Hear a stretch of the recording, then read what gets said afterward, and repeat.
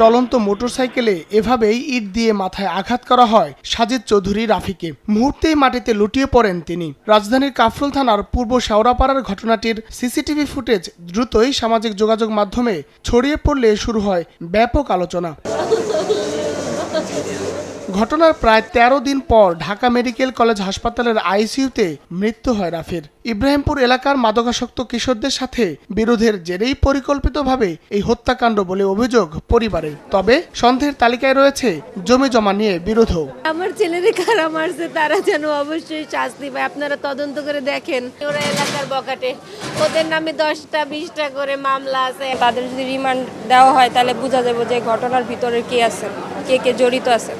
আমাদের তো অনেকেরই সন্দেহ হয়, আমাদের পূর্বশত্রুতাও আছে। মাথাটা যে সমস্যা ছিল, মাথাটা কিছুটা ইমপ্রুভ হইলো। ওর মেনলি সমস্যাটা পরে নিউমোনিয়া হয়ে গেছিল। নিউমোনিয়া যে জটিলতার কারণে আর এটা কখনোই আর ফিডব্যাক আসেনি, যার কারণে আজকের সকালে সে মারা গেছে। ঘটনার পর ময়মনসিংহ সীমান্ত এলাকা থেকে মূল অভিযুক্ত পারভেজকে আটক করা হয়। একই ঘটনায় ফয়সাল ওরফে কালু এবং আনোয়ার হোসেন বাবুকেও আটক করে পুলিশ। পূর্ব শত্রুতা নাকি অন্য কোনো কারণ তাও তদন্ত করে দেখছে পুলিশ। এই ঘটনাকে কেন্দ্র করে একটা মামলা হয়েছে, আপনারা সবাই জানেন। এবং এখন এই মুহূর্তে আমাদের এই লাশের সুরতহাল করে লাশের যে পোস্টমর্টম, যেটা আমাদের আইনগত যে কাজ, সেটা আমরা করব। ইতোমধ্যে করা রাফিকে হত্যা চেষ্টা মামলাটি তার মৃত্যুর পর হত্যা মামলায় পরিবর্তিত হয়েছে। হায়দার আলী, সময় সংবাদ, ঢাকা।